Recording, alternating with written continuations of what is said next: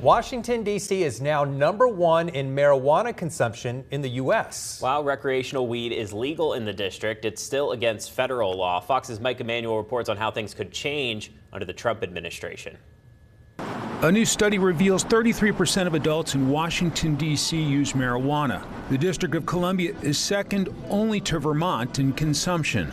That's raising questions here and nationwide about the incoming Trump administration's marijuana policy. Then candidate Trump posted on his Truth Social, "As president, we will continue to focus on research to unlock the medical uses of marijuana to a Schedule III drug and work with Congress to pass common sense laws." Vice President-elect J.D. Vance favors a libertarian approach to the issue. My attitude on this stuff is kind of live and let live. Like, keep it in your home. I don't like smelling it when I take my kids to the park, right? Health and Human Services nominee Robert F. Kennedy Jr. has expressed support for legalization and taxing it at the federal level.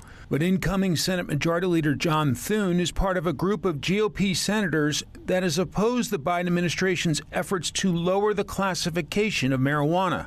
One expert suggests a change in classification would actually bring added protection. What moving it from Schedule I to Schedule III does allow is it allows federal agencies like the FDA, USDA to step in and regulate these products, which it currently cannot touch. In terms of ballot initiatives in this past election, Nebraska passed a legalized medical marijuana measure. But initiatives to legalize recreational marijuana failed in North Dakota, South Dakota, and Florida. It's one big weed company has spent $100 million, and they wrote the amendment to benefit them, not to benefit the people of Florida. So this is not about freedom because they don't let you grow your own weed.